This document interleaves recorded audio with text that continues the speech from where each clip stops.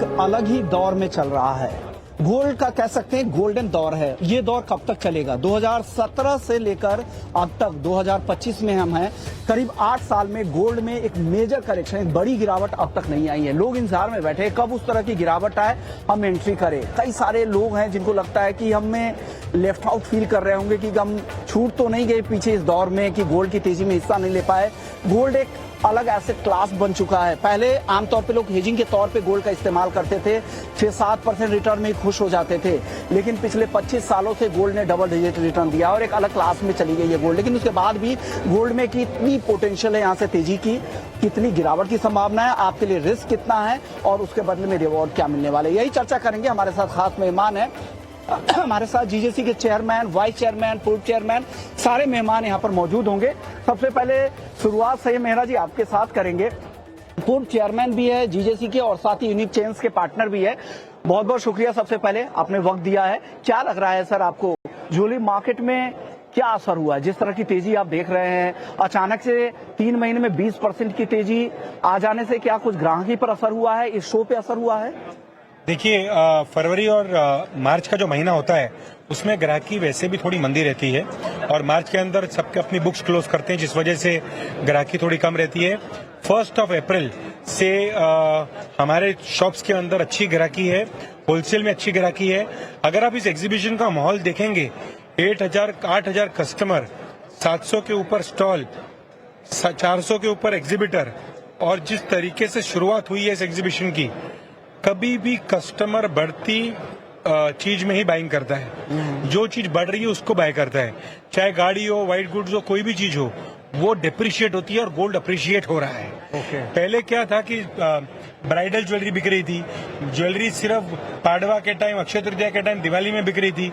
अभी ज्वेलरी हर कभी भी घर के अंदर कोई मौका मिल रहा है तभी ज्वेलरी लोग खरीद रहे हैं। अभी भी भाव अगर 93-94,000 है विद जीएसटी, उसके बाद भी अगर थोड़ा स्लाइड 3 to 4% का मंदा आए, फिर भी इंटरनेशनल और ट्रेड वॉर्स के वजह से, जिस तरीके से आज भी चाइना ने रेसिप्रोकल टैरिफ 34% का लगाया है और जिस तरीके से वर्ल्ड में अनसर्टेनिटी है, गोल्ड अगले साल या इस साल के एंड तक 1 लाख या 1,04,000 तक भी आ सकता है। मई जून के अंदर हल्का मंदी हर साल चार्ट्स के हिसाब से आता है। जो भी रेट रहेगा मई में एंड के अंदर, उसके अंदर $200 का मंदी देखने को मिल सकता है। ओवरऑल बिजनेस के ऊपर या बाइंग के ऊपर इफेक्ट नहीं होगा। हर साल 800 टन इंपोर्ट हो रहा है, इस साल भी उतना ही होगा। ओके, यानी आपको लग रहा है कि डिमांड में कोई फर्क नहीं होगा, भले ही कुछ करेक्शन यहाँ पर दिख सकते हैं। आपने करेक्शन की बात की थी, तो मैं घरेलू बाजार के लिहाज से भी पूछ लेता हूँ। आपने $200 के करेक्शन की बात की इंटरनेशनल मार्केट में, घरेलू बाजार में कितना? रुपए के फैक्टर को आप कांस्टेंट 5 to 7% की आएगी भाव में मंदी, विच इज समझ लो आप 86-87,000, और इसके अंदर आप पकड़ लो लोएस्ट भाव इंटरनेशनल मार्केट्स में 2850 से नीचे नहीं जाएगा, और अगर 3100 है तो 2950, 29 में 900 देखने को मिल सकता है। ओके, तो $2,900 तक घरेलू बाजार इंटरनेशनल मार्केट में और 87,000 तक घरेलू बाजार में दिख सकते हैं। उससे बहुत ज्यादा गिरावट की संभावना आपको नहीं दिख रही है। अभी इन्होंने बात की कि एग्जीबिटर्स का काफी रिस्पांस काफी अच्छा है, लेकिन एग्जीबिटर्स को आना, यहाँ पे B2B आप शो कर रहे हैं, लेकिन उसका कन्वर्ट होना कस्टमर्स में, ये कितना मुमकिन यहाँ पर हो रहा है? क्या दिख रहा है, क्या कन्वर्जन रेट किस तरह का है? सर, मैं आपको इतना बता सकता हूँ कि जब इस शो के पहले हमको एक बहुत ही गूज बम्स थे कि ये शो कैसे जाएगा, क्या होगा, मार्केट इतना तेज है तो इसमें कैसे होगा। लेकिन मैं आपको बहुत ही खुशी के साथ ये बता सकता हूँ कि आज जितने भी लोग इस शो में बायर के जैसे आए हैं, अगर से उनकी पेट में भूख आधा किलो की थी तो उन्होंने 1 किलो माल खरीदा है। ये बहुत ही इंपॉर्टेंट चीज हुई है और बहुत ही अच्छा शो जा रहा है, and every exhibitor is happy as on first day. बहुत ही अच्छा सबके पास में धंधा चल रहा है, and I am really glad to say that this show has been a good booster to the gem and jewellery industry. कोई नंबर कोई शेयर करना चाहेंगे, जो उम्मीद है जो इस 4 दिनों में इस तरह के नंबर्स यहाँ पे सेल्स के निकल कर आएंगे? सर देखिए, ये नंबर बताना बहुत ही डिफिकल्ट है क्योंकि ये B2B शो है, और इस नंबर के साथ में मैं नहीं जाऊंगा क्योंकि कोई भी शेयर नहीं करता है, और इसके अंदर जो भी होता है ऑर्डर बुकिंग होता है, तो जब डिलीवरी जाएगी तब नंबर बनता है। तो लगभग संयम भाई के हिसाब से मैं ये बोल सकता हूं कि इस पूरे शो में 20 से 25 हजार करोड़ का धंधा जनरल में होना चाहिए, ये हमारी उम्मीद है। ओके, 20 से 25 हजार करोड़ का धंधा। और संयम मेहरा जी को लगता है कि भाव अगर बढ़ते हैं तो लोगों का अट्रैक्शन भी बढ़ता है, डिमांड भी बढ़ती है। हमारे साथ एक और मेहमान है, आशीष पेठे जी है, बड़े ज्वेलर हैं, वामन हरी पेठे के पार्टनर भी है और कोर्ट चेयरमैन भी रह चुके हैं। आशीष भाई, आपको क्या लगता है, आप पहले दिन के रुझान को देखकर क्या लग रहा है, क्या वाकई यहाँ पे कस्टमर्स का रुझान मजबूत है, आगे भी खरीदारी करेंगे, बाकी के 3 दिनों में नए ग्राहक भी जुड़ेंगे? नमस्कार। नमस्कार। जैसे अविनाश जी ने कहा कि थोड़ी अप्रीहेंशन थी कि 90,000 के ऊपर भाव है, तो लोग क्या करेंगे, रिटेलर्स आएंगे कि नहीं खरीदारी के लिए। लेकिन जो मार्च एंड आते आते जो कस्टमर्स में उत्साह थोड़ा दिखा, जो गुड़ी पाड़वा का मुहूर्त होता है, वहाँ पे अच्छी खासी खरीदारी पूरे वेस्टर्न इंडिया में दिखी थी। और उससे थोड़ा उम्मीद भी बढ़ गया था, और वही उम्मीद खरी बनते हुए देख रहा हूँ मैं कि जो भी रिटेलर्स आए हैं वो संभाल के खरीदारी कर रहे हैं, लेकिन सब खरीदारी करके ही जा रहे हैं। I think it's a very positive step, और आगे चल के वीकेंड है तो उसमें और ज्यादा खरीदारी होगी। ओके सर, खरीद रहे हैं तो क्या खरीद रहे हैं, लाइट वेट या हेवी ज्वेलरी की भी बाइंग हो रही है या मिक्स ऑफ दैट? नहीं, पूरा बास्केट का फीलिंग हो रहा है। जैसे डायमंड्स है या सिल्वर, यहाँ पे सिल्वर का बहुत बड़ा कंटिंजेंस है, बहुत बड़ा स्टॉल्स है। और सोने में भी, क्योंकि आगे वेडिंग का सीजन है, तो उसके लिए लाइट वेट के साथ साथ वेडिंग, ब्राइडल, वो दोनों, मंगलसूत्र, सबकी खरीदारी है। ओके, किस कैरेट को लेकर, अगर 22 कैरेट का मार्केट काफी एस्टेब्लिश्ड है, 18 कैरेट का मार्केट धीरे धीरे एस्टेब्लिश्ड हो रहा है, छोटे शहरों में चलता है, क्या लग रहा है आपको, लोगों का रुझान अब उस पीछे के कैरेट की तरफ ज्यादा हो रहा है क्या? या कोई भी इंडस्ट्री में देखो, या एक कहा जाता है कि कोई भी नया चेंज आता है उसमें सिर्फ अर्ली अडॉप्टर्स है, वो पहले उसको अडॉप्ट कर लेते हैं और बाद में पीछे से बाकी सब लोग आते हैं। तो अभी ये 18 कैरेट का शुरुआती दौर है, तो जो अर्ली अडॉप्टर्स है वो कुछ नया करने के लिए तैयार होते हैं, जो प्रैग्मेटिक होते हैं, वही कस्टमर आज 18 कैरेट का सोने का ज्वेलरी खरीद के 20-25 टका सस्ते में सेम चीज खरीद रहे हैं। लेकिन आगे चल के धीरे धीरे वो ट्रेंड बनेगा, वर्ड ऑफ माउथ से लोग देखेंगे, अरे ये तो 18 कैरेट का आपने पहना लेकिन दिखता तो सेम है, प्राइस कम पड़ा। वो ऐसा ट्रेंड धीरे धीरे बढ़ता जाएगा, उसको 1-2-3 साल लगेंगे, लेकिन 18 कैरेट का भी ट्रेंड आएगा। और 18 कैरेट के ट्रेंड में फायदा ये होगा कि 18 कैरेट का सोना थोड़ा हार्ड होता है, तो उसमें और नए तरीके से डिजाइन बना सकते हैं जो 22 कैरेट में नहीं बना सकते। ओके, आपके स्टोर्स में किस तरह के रेंज है, 14, 18, 22 या फिर 22 कैरेट की ही डीलिंग आप करते हैं? 24 कैरेट तो खैर रखते ही होंगे। हमारे स्टोर में तो 22, 23 और 24 हायर प्योरिटी की रेंज में रखते हैं, लेकिन हमने पिछले 2 सालों में नए कलेक्शन जो लॉन्च किए हैं वो 18 कैरेट में किए हैं। ओके। तो 18 कैरेट का भी लगभग 4 से 5 टका सेल हमें मिलता है। ओके, संयम मेहरा जी, आपसे मेरा एक सवाल होगा, किस तरह का इनोवेशन चल रहा है इंडस्ट्री में? इंडस्ट्री नए नए ट्रिक अपना रही होगी, नए नए स्ट्रैटेजी अपना रही होगी ताकि सेल्स बनी रहे।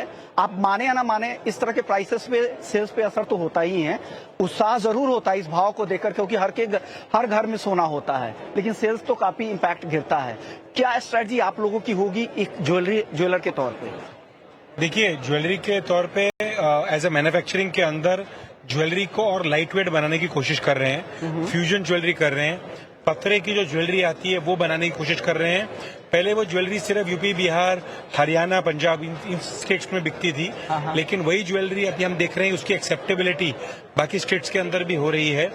18 कैरेट जो नया ट्रेंड, जैसे आशीष भाई ने बताया, वो कहीं कहीं जगह पे चालू हो गया है, जिसके अंदर 25% जो है वो लोअर गोल्ड, उसके अंदर गोल्ड कम होगा, तो उससे वजह से गोल्ड भी सस्ते रेटों में मिलेगा। तो वो भी हमने अपने यूनिक के अंदर 18 कैरेट की ज्वेलरी बनाना शुरू कर दिया है। उसके साथ साथ काफी लोग जवेरी बाजार के अंदर भी 18 कैरेट की ज्वेलरी बना रहे हैं, जिससे आने वाले टाइम में आप देखेंगे, आने वाले 1-2 साल के अंदर रिटेल स्टोर्स भी 18 कैरेट ओरिएंटेड स्टोर्स भी आने वाले टाइम के अंदर शुरू हो जाएंगे। और इसके अलावा देखिए, सब तबके के लोग हैं। ये तो अगर ब्राइडल ज्वेलरी है, शादी तो कुछ ही लोगों की जैसे हो रही है, वो हैवी ज्वेलरी एक्सेप्ट करते हैं, क्योंकि एक ही टाइम पर शादी होनी है, तो हैवी ज्वेलरी भी चल रही है। लेकिन जो रोज के रोज मिलेनियल्स हैं, जो एक जमाने के अंदर व्हाइट गुड्स प्रेफर करते थे, या कोई और कपड़े प्रेफर करते थे, कोई महंगे बैग्स प्रेफर करते थे, उनको पता लग गया है कि आज ट्रेंडी ज्वेलरी लेने से, ट्रेंडी लाइट वेट ज्वेलरी लेने से वो अपना शौक भी पूरा कर सकते हैं और सोने के भाव का अप्रिसिएशन भी खा सकते हैं। ओके, मतलब दोनों तरह की चीजें यहाँ पे हो रही है। समय बदल रहा है तो लोग लाइट वेट ज्वेलरी और साथ साथ ही कम कैरेट की ज्वेलरी पर भी फोकस कर रहे हैं और इंडस्ट्री भी उसको अडॉप्ट करने की कोशिश कर रही है। अविनाश जी, आपसे मेरा एक सवाल होगा, आप क्या नया ट्रेंड देख रहे हैं अपने स्टोर्स में या बाकी आपके जो मेंबर्स होंगे एसोसिएशन में?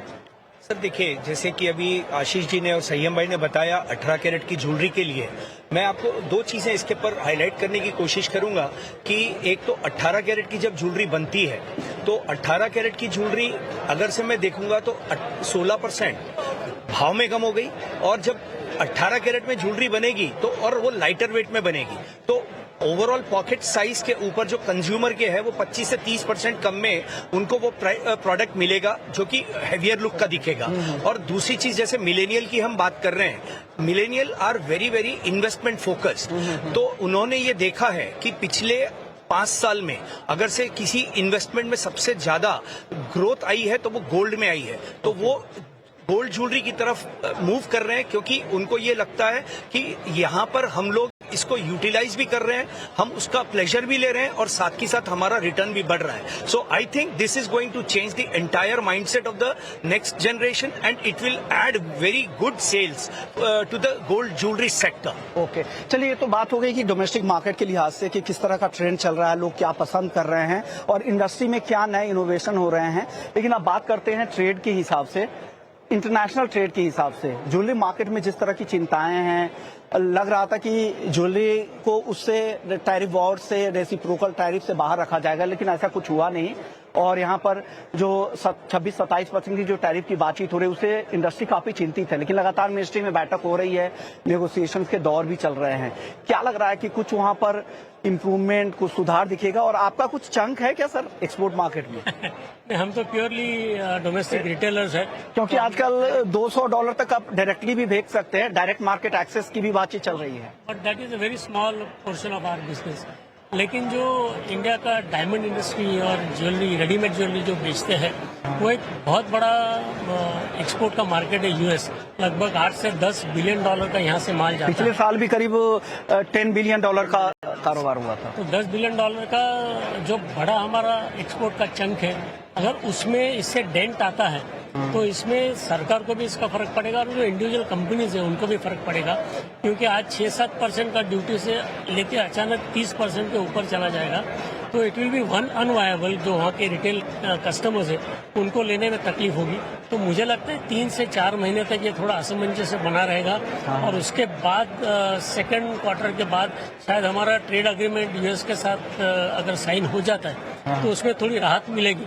अगर नहीं मिलती है तो 6-7 महीने के बाद जब वहाँ का क्रिसमस सीजन आता है या दिवाली के आसपास, तो तब तक वहाँ के कस्टमर धीरे धीरे सेटल हो जाएंगे कि हमें यही प्राइस में माल मिलेगा। सिर्फ गोल्ड ज्वेलरी नहीं, सभी इंडस्ट्री में, कार्स हो या कोई भी हो, तो उसमें धीरे धीरे कस्टमर का माइंडसेट भी तैयार हो जाता है कि जैसे इंडिया में हमारा 15-18% इम्पोर्ट ड्यूटी था, कस्टमर ले ही रहे थे, तो वैसे वहाँ के कस्टमर भी धीरे धीरे सेटल हो जाएंगे और मार्केट एडजस्ट हो जाएगा। ओके, से मेरा जी, आपने भी स्टडी की होगी इस ट्रेड वॉर से रिलेटेड, ज्वेलरी मार्केट पे, एक्सपोर्ट मार्केट पे कितना बड़ा असर होगा? क्योंकि 1,000 करोड़ का डॉलर का मार्केट है, यानी 87,000 करोड़ अगर इंडियन रुपीज में करे। हालांकि प्रीमियम मार्केट भी काफी बड़ा होगा और उनके लिए कुछ ज्यादा दाम बढ़ जाए यूएस में बहुत फर्क नहीं पड़ेगा, लेकिन मेजर चंक है। कुछ असर तो शुरुआती असर होगा या कुछ कॉम्पिटिटर्स, नए कॉम्पिटिटर्स वहां पे एंट्री हो जाएंगे जिनके पास लोअर टैरिफ जिन पर लगाया गया हो यूएस की तरफ से। देखिए, 9 बिलियन की एक्सपोर्ट्स इंडिया से हो रही है यूएस के अंदर, और उसके अलावा जैसे 26% के टैरिफ्स लगे हैं लूज डायमंड्स के ऊपर, कुछ जेमस्टोन्स के ऊपर, 31% दूसरे प्रोडक्ट्स के ऊपर। तो मुझे लग रहा है कि इंडिया के अंदर, जैसे कि गवर्नमेंट ने एक बात सोची है और एक बातें चल भी रही है हमारी, कि जो SEZ जोन्स हैं उसके अंदर जो माल सिर्फ एक्सपोर्ट ओरिएंटेड जोन्स का माल यूएस के अंदर जा रहा था, उसके अलावा वो इंडिया के बाकी सेक्टर्स के अंदर डोमेस्टिकली भी जा सके, क्योंकि वो जो लेबर है वो यूटिलाइज होनी चाहिए और ऑलरेडी उसका भी जो काम है वो अगर फॉरेन मार्केट में तो इंडियन मार्केट से बेच सके। दूसरी बात है 9 कैरेट की ज्वेलरी एक्सपोर्ट होती है यूएस के अंदर ज्यादा, तो 9 कैरेट के अंदर भी हमने एज जीजेसी आने वाले टाइम के अंदर मांग करने वाले मिनिस्ट्री में, जहां पर 14 कैरेट से 9 कैरेट तक की भी ज्वेलरी इंडिया के अंदर अलाउ कर दी जाए, जिससे क्या होगा कि जो डिमांड वहां पर जा रही थी यहाँ के लोगों के अंदर भी यूटिलाइज की जा सके। तीसरी बात है कि पहले एक बात चल रही थी कि इंडिया के अंदर अगर 26% और दुबई से 10% है तो यहाँ से दुबई से यूएस कर सके, लेकिन कभी भी पोर्ट ऑफ मैन्युफैक्चरिंग भी देखा जाता है कोई भी कंट्री के अंदर जब माल बेचते हैं तो वो चीज थोड़ी मुश्किल हो जाएगी। कुछ मैन्युफैक्चरिंग इंडिया के बाहर जा सकती है जो रेसिप्रोकल टैरिफ्स कम हो या टैरिफ्स कम हो, लेकिन आने वाले टाइम के अंदर मुझे लगता है जिस तरीके से रेसिप्रोकल दूसरी कंट्रीज टैरिफ वापस यूएस पे लगा रही हैं, उन्हें आत्मचिंतन करना होगा। यूएस के मार्केट थोड़ी डाउन जा रही हैं, 4 महीने लगेंगे इस मार्केट को सेटल होने के अंदर। तब तक अपने मैन्युफैक्चरर्स को, इंडिया के ज्वेलरी मैन्युफैक्चरर्स को शांति बनाए रखनी है, डोमेस्टिक मार्केट्स देखनी होंगी, और उसके अलावा जो गल्फ मार्केट्स हैं, ऑस्ट्रेलिया हो गया, यूरोप हो गया, जिनके अंदर टैरिफ्स नहीं है, उसके ऊपर फोकस करते हुए अपना बिजनेस को ध्यान देना चाहिए और उस वेट एंड वॉच करना चाहिए। कोई हिस्ट्री डिसीजन से स्टाफ अगर निकाल के अपनी मैन्युफैक्चरिंग कैपेबिलिटी कम कर ली तो अगर ये जो चीजें हैं वो रिजॉल्व होंगी, फिर वापस अपनी कैपेबिलिटी को बढ़ाने में मुश्किल होगी। ओके, बिल्कुल सही बात है। और अपने मैन्युफैक्चरिंग पॉलिसी में भी बदलाव करेंगे, और कंपनियों को तो आप रोक भी नहीं सकते। अगर कोई टैक्स सेवन है कहीं किसी देश में, जैसे दुबई पे 10% टैक्स लगाई गई है, अगर कोई मैन्युफैक्चरर जाके वहां मैन्युफैक्चर करता है और वहां से यूएस में एक्सपोर्ट करता है, उनके लिए ज्यादा आसान होगा। तो इस तरह की भी चीजें देखनी पड़ेंगी। तो पूरी तरह से मार्केट रीसेट होने वाला है। देखते हैं क्या कुछ होता है। वक्त है ब्रेक का। ब्रेक के बाद जब हम लौटेंगे तो चांदी की बातचीत होगी, डायमंड की बातचीत होगी और प्राइस को लेकर बातचीत होगी। क्या कुछ आउटलुक हमारे एक्सपर्ट्स दे रहे हैं बताएंगे आपको ब्रेक के बाद। जल्द लौटते हैं।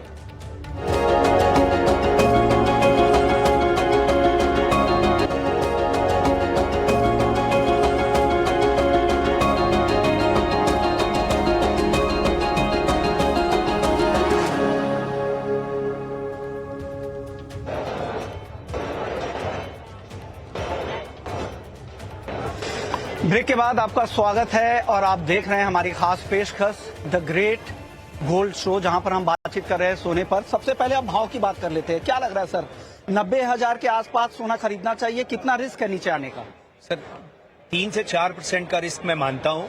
कब तक वो 3-4% कब तक आ सकता है? आज जैसे 93,000 के आसपास का भाव चल रहा है इंक्लूडिंग जीएसटी, तो मैं ये समझता हूँ कि 87-88,000 से नीचे मैं नहीं देखता हूँ, और यहाँ से वापस से 3,500 के आसपास पहुंचते पहुंचते मुझे देर नहीं लगती है, क्योंकि जिस तरीके से रिटेलिएशन अभी चाइना ने किया है और यूरोप ऑलरेडी बातचीत में है, तो मुझे नहीं लगता है कि it is going to stop here.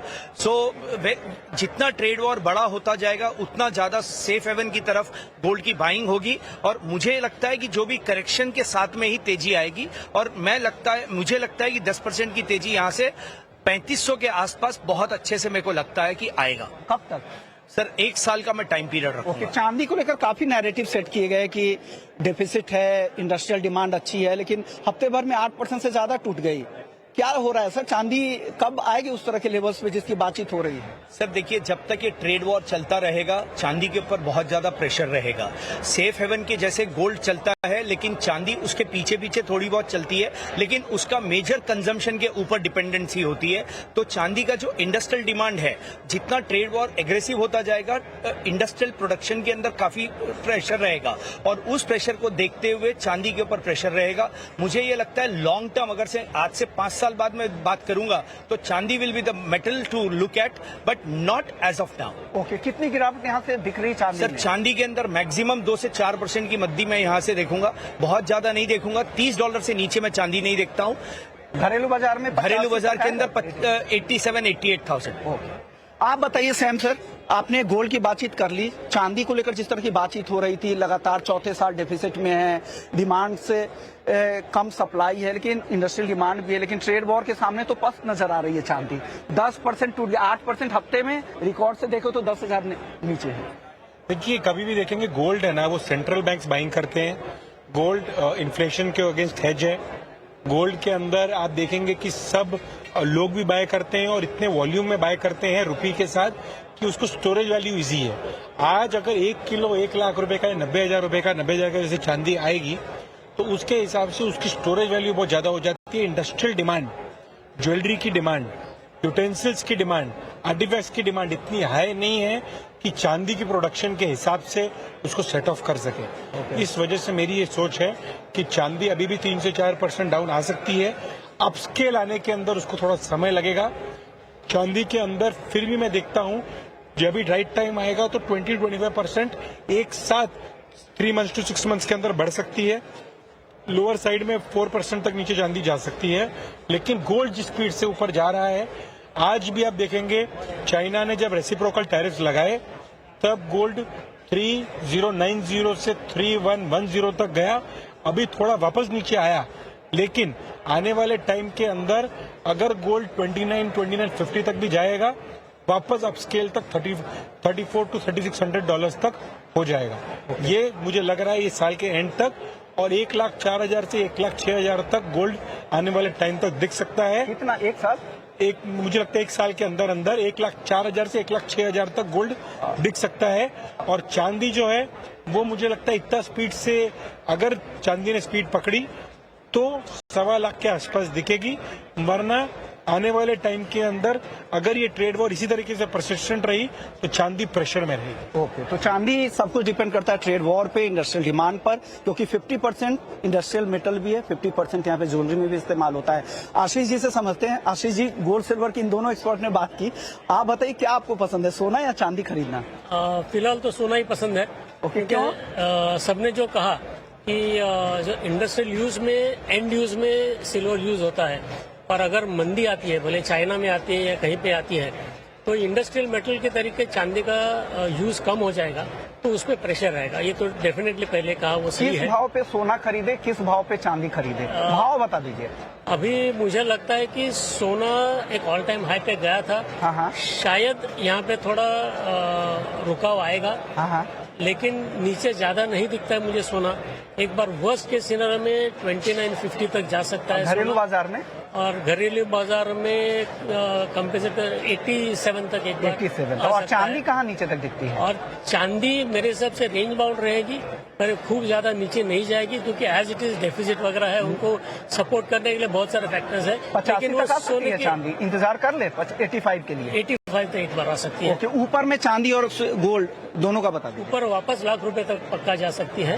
Okay, चांदी और सोना? और सोना वापस 92,000 तक जा सकता है। 92,000 तो अभी है, लेकिन टैक्स 92 प्लस टैक्स। ओके, तो एक साल के लिए चांदी में पूछ रहा हूँ, क्या टारगेट है आपके? एक साल बहुत दूर की बात है, क्योंकि ट्रेड वॉर में हर महीने नया नया कुछ आ रहा है, तो ये मुझे तो रेंज बाउंड लगता है 95 to 105। ओके, शुक्रिया आप दोनों मेहमानों का। आप लोगों ने, हालांकि मैं ट्रेड पे बात करने आया था, आप अच्छी बात है कि आपने भाव के बारे में भी बता दिया, यहाँ पे क्या कुछ चल रहा है, और ये इतने दाम होने के बाद भी लोगों का उत्साह, कस्टमर्स का उत्साह अच्छा है, B2B उत्साह दिख रहा है, और उम्मीद करते हैं ग्राहकी भी इसी तरह की दिखे, और जो आने वाला अक्षय तृतीया हो आप सभी ज्वेलर्स के लिए अच्छा हो। शुक्रिया सर, आपने वक्त दिया हमें। Thank you sir.